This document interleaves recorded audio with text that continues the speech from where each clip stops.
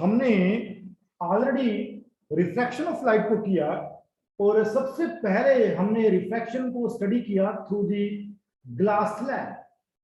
तो glass slab को हमने लिया और ग्लास स्लैब एक डेंसर मीडियम है, ऑलरेडी हमने डिस्कस किया। तो ये एक डेंसर मीडियम है और इसका जो रिफ्रैक्टिव इंडेक्स है उसको हमने रखा mu g, refractive index of the glass. यहाँ पे एयर है, ये पूरा एयर है ऊपर है ना, तो ये पूरा एयर है और एयर का रिफ्रैक्टिव इंडेक्स हमने रखा म्यू एयर। हमने एक पॉइंट चूज किया था और इसको बोला था हमने नॉर्मल, और ये पूरा नॉर्मल हो गया। और हमने चेक किया था कि अगर कोई ray of light, any ray of light, ये एक रे ऑफ लाइट है, और अगर कोई रे ऑफ लाइट इस ग्लास स्लैब के ऊपर फॉल करती है, making an angle this angle I which is called angle of incidence.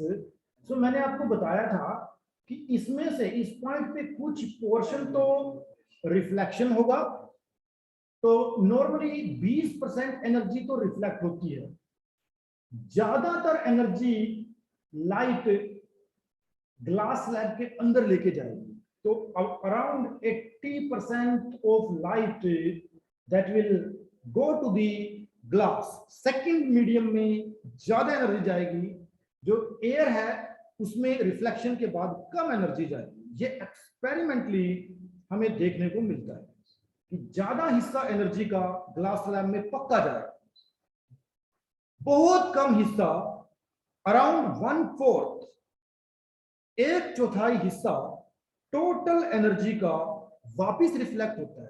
तो रिफ्लेक्शन, हमें ये सारी दुनिया जो दिखाई देती है वो रिफ्लेक्शन के कारण दिखाई देती है ना।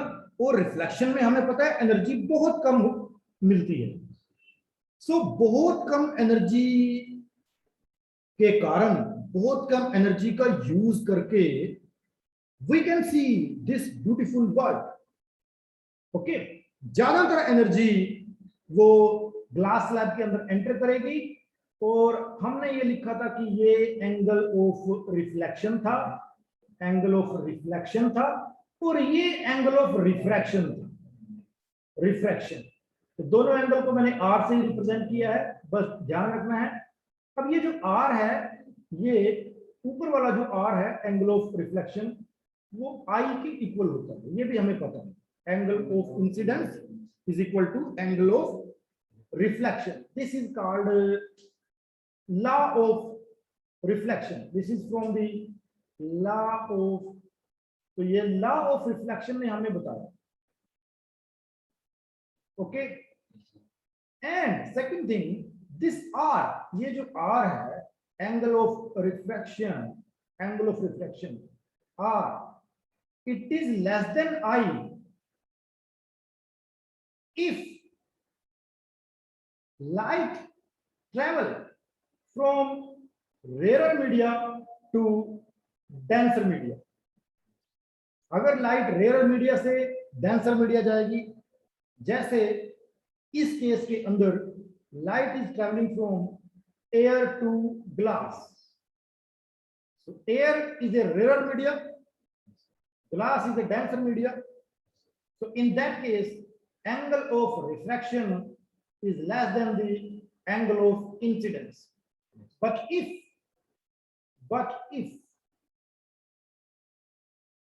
light travel from denser media to the rarer media, means from glass to the air, in that case angle of refraction R, that will be much greater than angle of incidence I. So already ये जितना भी मैंने discuss किया already ये हम पहले कर चुके हैं।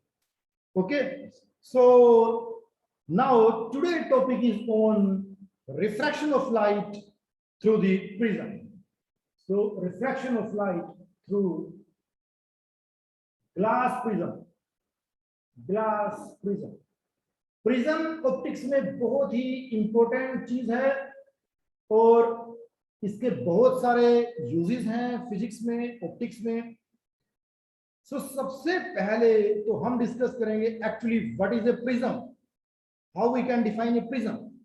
सो prism generally in the textbook it is given prism is a triangular shape. Prism is a triangular shaped glass body. Okay, so generally आप लोगों ने पढ़ा है कि ये triangular shape glass की body है ना। ये जो triangular shape glass की body है ना, ये A B C, ये हमने एक triangle को लिया और ये जो ट्रायंगुलर शेप की बॉडी है जिसमें ये जो एंगल हो गया ए, दिस एंगल ए, इसको बोलते हैं angle of prism. This is called angle of prism. तो क्या यही प्रिज्म है? क्या यही प्रिज्म है? It's a triangular shape, triangular shape, triangular shape glass body. एक ग्लास की बॉडी है जो ट्रायंगुलर शेप में है। क्या यही प्रिज्म है?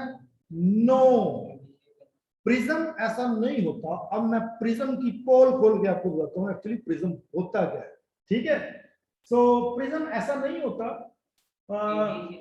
प्रिज्म क्या होगा, ध्यान से देखो। प्रिज्म क्या होगा, हमने एक ग्लास स्लैब को लिया, ये एक ग्लास स्लैब को लिया हमने, this is my glass slab,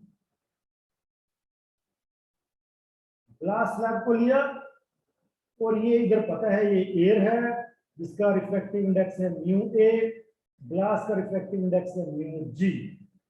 okay, तो अगर लाइट मेरे पास यहाँ पे एक नॉर्मल मैंने लगाया तो लाइट ने यहाँ पे इंसिडेंस किया और उसके बाद लाइट यहाँ से ऐसे रिफ्लेक्ट हो गई, यहाँ पे भी मैंने एक नॉर्मल को लगाया और फिर लाइट यहाँ से निकल गई,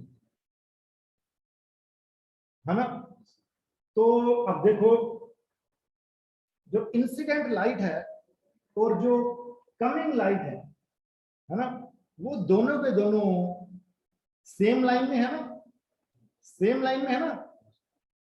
अरे यहां से इसको देखोगे तो ऐसा लगेगा, यहां से अगर इसको हम चेक करेंगे, यहां से अगर इसको आंख रख के देखेंगे तो हमें ऐसा लगेगा कि ये बिल्कुल सीधी आ रही है, ऐसा हमें लगेगा कि सीधी आ रही है, स्ट्रेट लाइन पे दिखाई देगी हमें। ठीक है ना। सो अब अगर जो इंसिडेंस लाइट है, इंसिडेंस, ये जो इंसिडेंट लाइट है और जो एमरजेंट लाइट है, एमरजेंट लाइट, वो दोनों अगर पैरेलल है, वो पैरेलल है ना, incident light is parallel to emergent light. So इसका मतलब यहां पे इस पॉइंट पे प्रिज्म एक्शन नहीं है, ये पॉइंट प्रिज्म की तरह काम नहीं करता। ये इसको हम दूसरे तरीके से भी देख सकते हैं, दूसरे तरीके से भी इसको देख सकते हैं। अब ये देखो, ये जो, इसको मैं बिल्कुल इजी तरीके से समझा रहा हूं, ध्यान से देखो बच्चों, बिल्कुल इजी तरीके से। ये मेरे पास हो गया इंसिडेंस फेस, इसको बोलते हैं जिस जिस फेस के ऊपर, जिस साइड के ऊपर लाइट इंसिडेंस हुई वो हो गया इंसिडेंस फेस, और ये हो गया एमरजेंट फेस, जहां से लाइट ने निकल के बाहर जाना है। अगर इंसिडेंस फेस और एमरजेंट फेस दोनों पैरेलल हो, है ना, तो वो प्रिज्म नहीं बनता। तो क्या लिखेंगे बच्चों, ध्यान से अब दोबारा देखो, मैं थोड़ा सा यहाँ पे इसको इरेज करके इसकी डेफिनेशन बता रहा हूं कि भाई प्रिज्म की डेफिनेशन क्या होगी।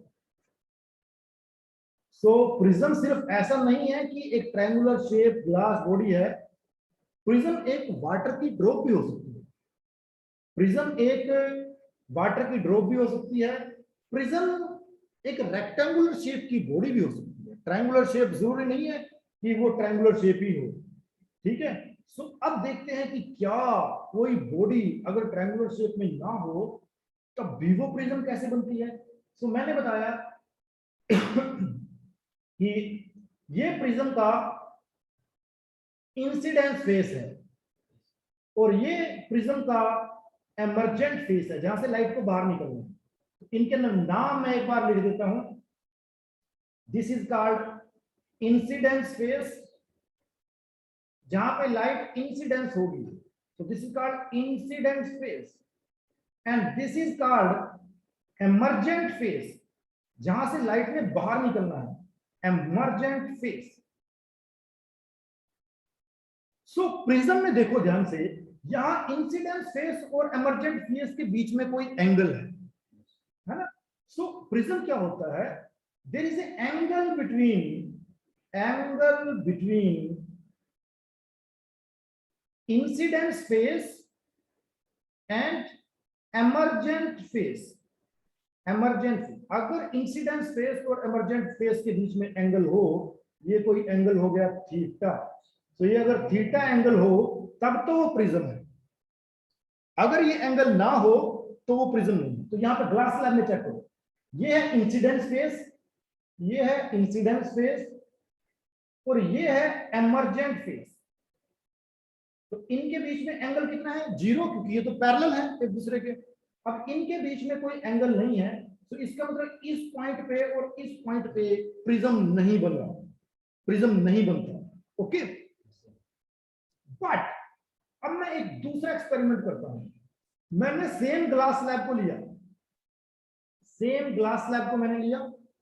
अब इस सेम ग्लास स्लैब में मैंने लाइट को यहां पे इंसिडेंस कराया, है ना। सो लाइट यहां पे आ गई, ये मैंने यहाँ पे नॉर्मल ड्रा किया, है ना, और यहाँ पे लाइट थोड़ी सी बैंड हुई ऐसे, है ना, और फिर इससे वो बाहर निकली ऐसे करके। तो ये तो हो गया इंसिडेंस फेस, जहां पे लाइट इंसिडेंस हुई, इंसिडेंस फेस। और ये हो गया एमर्जेंट फेस, जहां से लाइट ने बाहर निकलना है। तो बच्चों देखो, अब इंसिडेंस फेस और एमर्जेंट फेस के बीच में ये एंगल है 90 डिग्री। तो यहाँ पे थीटा कितना है, theta is equal to 90 degree. तो इसका मतलब क्या हुआ, अगर ग्लास स्लैब के यहां पे लाइट पड़ती है तो वो सिर्फ स्लैब की तरह चलेगी, उसने स्लैब वाला काम करना है। बट अगर उसी ग्लास स्लैब के किसी कॉर्नर पे लाइट पड़ती है तो वो प्रिज्म की तरह काम करेगा, है ना। तो क्योंकि यहाँ पे इंसिडेंस फेज और एमर्जेंट फेज के बीच में ये एंगल आ गया, theta is equal to 90 degree. Now this glass slab, this becomes a prism. So what I mean to say, prism वो नहीं होता कि जो हम देखते हैं हमारे स्कूल में, आप लोगों ने देखा होगा कि ट्रायंगुलर शेप ग्लास बॉडी है, उसी को ही प्रिज्म बोलते हैं। Let me take few more cases. Let me take a water drop. एक वाटर ड्रॉप को लेता हूं और देखते हैं कि वाटर ड्रॉप कैसे एक प्रिज्म की तरह बिहेव करेगी।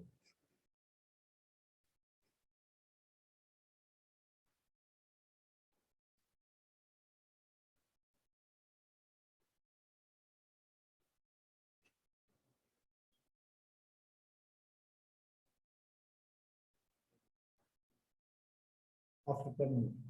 So let me take a water drop.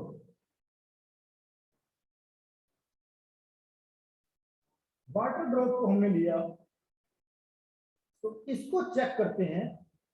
Water drop already you know it's a spherical shape body है ना, ये एक स्फेरिकल बॉडी है,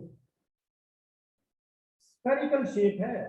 देखो भाई, ये ट्रायंगल नहीं है, ये एक स्फेरिकल बॉडी है और ये वाटर है, वाटर है। सो इसका जो रिफ्रैक्टिव इंडेक्स हो गया वो क्या हो गया, म्यू डब्ल्यू। वाटर का रिफ्रैक्टिव इंडेक्स म्यू डब्ल्यू हो गया है ना, और इधर ये एयर है।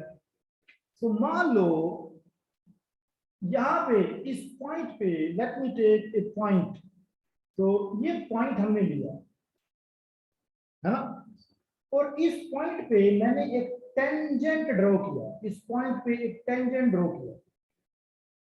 इस पॉइंट पे एक टेंजेंट ड्रॉ किया एंड उस टेंजेंट पे हमने लगाया नॉर्मल। तो this is my normal, this is my normal, ये नॉर्मल हो गया। ध्यान से बच्चों, बहुत इंपॉर्टेंट चीज है, थोड़ा सा हायर लेवल का मामला है, आपकी जो बुक्स का मटेरियल है उससे थोड़ा सा एडवांस में पढ़ा रहा हूं आप लोगों को, ठीक है। Suppose A ray of light incident at this point, यहां पे रे ऑफ लाइट इंसिडेंस हुई, तो ये होगी इंसिडेंट लाइट। और ये हो गया, ये जो लिखा मैंने इसको बोलते हैं इंसिडेंस फेस, जिसके ऊपर लाइट इंसिडेंस हुई उसको इंसिडेंस फेस बोलते हैं, है ना। मान लो लाइट यहां से बाहर निकल गई, यहां से अंदर जो भी कुछ हुआ, रिफ्लेक्शन हुआ, क्या हुआ, है ना, सब कुछ करने के बाद यहां से बाहर निकल गई। और ये जो एमरजेंट फेस है, ये एमरजेंट फेस जहां से लाइट बाहर निकली है, this is called emergent face, emergent face. और इंसिडेंट फेस, एमरजेंट फेस साफ साफ दिखाई दे रहा है कि ये दोनों पैरेलल हैं।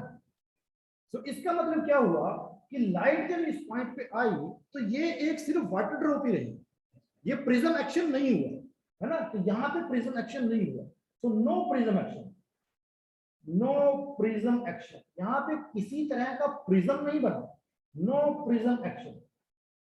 अब हम चेक करते हैं कि एक वाटर ड्रॉप प्रिज्म एक्शन कैसे करते हैं। ओके, सो मैं थोड़ा सा स्पेस क्रिएट करता हूं so that I can make the diagram and right how the water drop that will behave like a prism. Okay, so let me take a थोड़ा सा बड़ा साइज मैंने वाटर ड्रॉप का लिया, यहाँ पे इट्स स्फेरिकल शेप बॉडी, तो water drop है, तो वाटर मॉलिक्यूल्स हैं उसके अंदर, तो ये उसके अंदर वाटर मॉलिक्यूल्स हैं। ओके, सो अब चेक करते हैं कि ये मैंने एक पॉइंट को चूज किया, ये पॉइंट को चूज किया, उस पॉइंट पे मैंने एक टेंजेंट ड्रॉ किया, टेंजेंट ड्रॉ तो करना होता है ना, टेंजेंट ड्रॉ किया जिसको स्पर्श रेखा बोलते हैं, जो उस पॉइंट के साथ टच होके जाएगी। और इसके ऊपर अब मैं ड्रॉ करता हूं एक नॉर्मल, तो इसके ऊपर मैंने अभी एक नॉर्मल, नॉर्मल क्या होगा, जो इसके सेंटर से पास करेगा, नॉर्मल क्या होगा, जो इसके सेंटर से पास करेगा, ये हो गया नॉर्मल। नॉर्मल का मतलब परपेंडिकुलर, नॉर्मल का मतलब theta is equal to 90 degree, तो यहाँ पे ये वाला जो एंगल है 90 डिग्री है। मैंने एक रे ऑफ लाइट को चूज करना है अभी बच्चों, ये एक रे ऑफ लाइट को मैंने चूज किया, रे ऑफ लाइट इस नॉर्मल के साथ किसी थीटा एंगल पे इंसिडेंस हो गई। ओके, हमें कोई मतलब नहीं है कितने एंगल पे हुई, बट किसी एंगल पे इंसिडेंस हो गई, और यहां से वो बाहर निकल गई ऐसे करके, अंदर जो भी कुछ हुआ उससे मेरे को कोई मतलब नहीं है, वो यहां से बाहर निकल गई, है ना। तो इसका नाम मैंने रखा इंसिडेंस फेस, इंसिडेंस फेस। तो अब मैं चेक करता हूं where is my emergent face, तो एमरजेंट फेस तो मेरा ये है ना, ये एमरजेंट फेस, और इस एमरजेंट फेस को मैंने पीछे की तरफ प्रोड्यूस किया और ये इंसिडेंस फेस के साथ यहाँ पे जोड़ दिया, तो साफ साफ मैं दिखा सकता हूँ कि एमरजेंट फेस ये मेरा हो गया एमरजेंट फेस। सो इंसिडेंस फेस और एमरजेंट फेस के बीच में एंगल हो गया थीटा। सो इट मींस अब लाइट जो यहाँ पे एंटर हुई और यहाँ से एग्जिट हुई, सो लाइट के लिए जाओ, लाइट के लिए ये वाटर ड्रॉप अब एक प्रिज्म की तरह काम करेगी। अब ये सिर्फ वाटर ड्रॉप नहीं है, नाउ इट्स ए प्रिज्म। तो बच्चों अब ये हमें पता है प्रिज्म क्या करता है, प्रिज्म क्या करता है, प्रिज्म क्या काम करता है, व्हाइट लाइट को जैसे ये हमने एक प्रिज्म लिया A B C with angle of prism A, so this is angle of prism A, so हमने यहाँ पे किसी लाइट को लिया, this is called white light, सफेद लाइट, इसको व्हाइट लाइट बोलते हैं, इसका बहुत पुराना नाम है व्हाइट लाइट। जो लाइट हमें सन से मिलती है, जो लाइट हमें बल्ब से मिलती है, किसी भी लाइट सोर्स से मिलती है, that is called white light. इसको व्हाइट लाइट इसलिए बोलते हैं क्योंकि इसमें 7 कलर है ना। सो वो 7 कलर को देखने का जो तरीका है दैट इज कॉल्ड प्रिज्म। सो हमें पता ही है, इसको डिटेल में हम करेंगे कि लाइट जब प्रिज्म से निकलेगी तो वो 7 कलर में टूट जाएगी, 7 कलर में टूट जाएगी। सो ये हमारे पास 7 कलर हमें मिलेंगे, और वो 7 कलर कौन कौन से होंगे वो भी मैं आपको बता रहा हूं। Violet, indigo, blue, green, yellow, orange and red. Violet, indigo, IndiGo airlines, blue, blue airlines, green airlines. ये तो जस्ट नाम है, ये तो कलर है, ऑरेंज कलर और ये रेड कलर।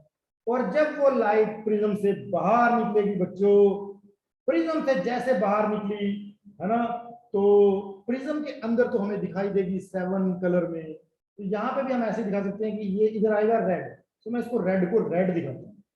सबसे ऊपर चलेगी रेड, देखो मैंने दिखाया यहाँ पे सबसे ऊपर होगी रेड। तो ये सबसे ऊपर होगी रेड, तो सबसे नीचे क्या होगी वायलेट। कौन सा कलर वायलेट है, ये हो गया ना, ये कलर वायलेट है बच्चों। तो सबसे नीचे होगी वायलेट, उसके बीच में ये बाकी कलर होंगे, है ना। तो प्रिज्म ने क्या किया, प्रिज्म ने व्हाइट लाइट को 7 कलर में स्प्लिट कर दिया। ऐसे ही यहाँ पे जो वाटर ड्रॉप है, अगर ये प्रिज्म की तरह काम कर पा रही है, तो इसको भी ये जो व्हाइट लाइट इंसिडेंस हुई थी, व्हाइट लाइट जो इंसिडेंस हुई थी, इसके साथ भी इसको यही करना चाहिए, इसके साथ भी इसको यही करना चाहिए।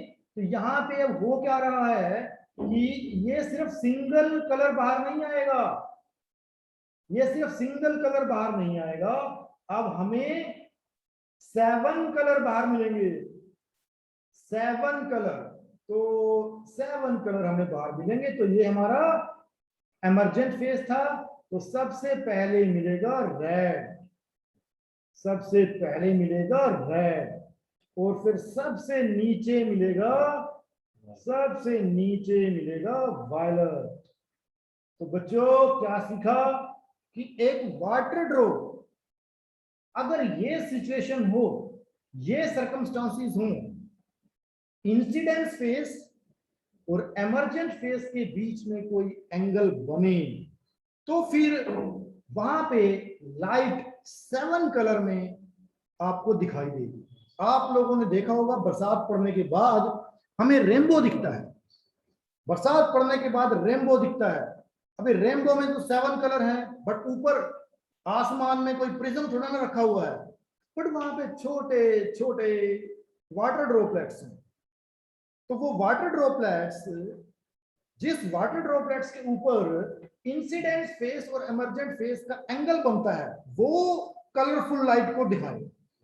जरूरी नहीं है कि सारी की सारी वाटर ड्रॉपलेट्स प्रिज्म एक्शन करेंगी, हो सकता है किसी वाटर ड्रॉप के अंदर लाइट एंटर करे, बट वहां पे इंसिडेंट फेस और इमर्जेंट फेस के बीच में एंगल 0 रहे, वो प्रिज्म एक्शन नहीं कर पाएगी।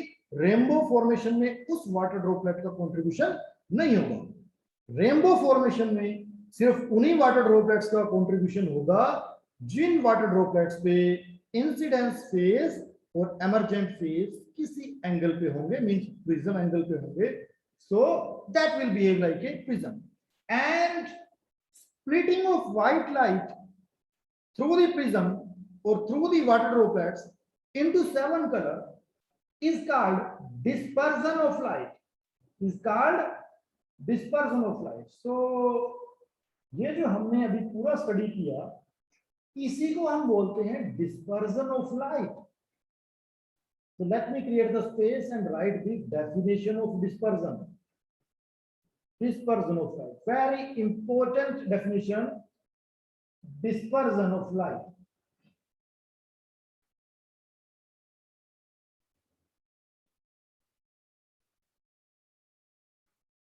डिस्पर्जन ऑफ लाइट, इसकी डेफिनेशन क्या होगी? सो डिस्पर्जन ऑफ लाइट बेसिकली है क्या चीज?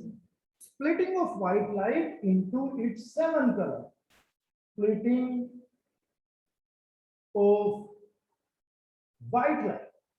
व्हाइट लाइट, यहाँ पे व्हाइट लाइट हमारे लिए इंपॉर्टेंट चीज है। सफेद लाइट जिसको बोलते हैं, splitting of white light into 7 colors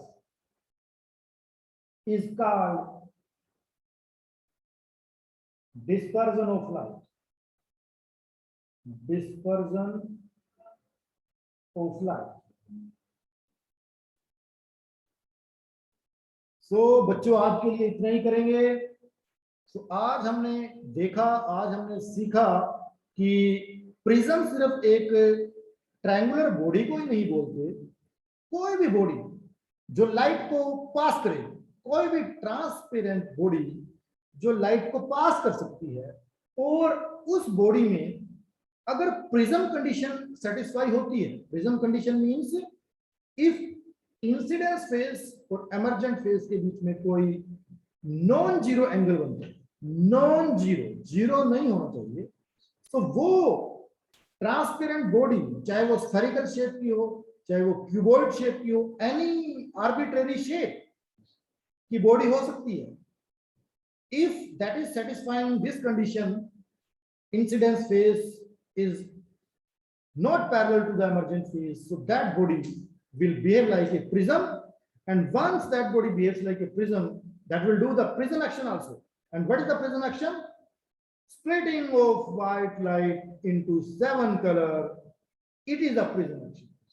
Prism action में सिर्फ यही नहीं होता कि लाइट को स्प्लिट करता है, prism do one more thing. So what is that thing? We will discuss in our next lecture, in our next video. That's all for today. So बच्चों मैं 1 मिनट जरा अटेंडेंस भी चेक कर लेता हूं, कौन कौन बच्चा प्रेजेंट है। ओके, आज तो बहुत अच्छी स्ट्रेंथ है। Okay,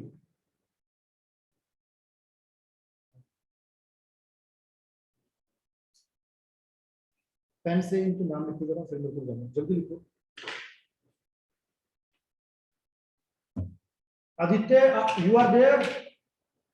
Ishant, Simran Saini, Simran Saini, unmute yourself. Vansh, unmute yourself. Yes, sir. Okay, बच्चों, that's all for today. So we will continue the same prism in our next lecture. That's all for today.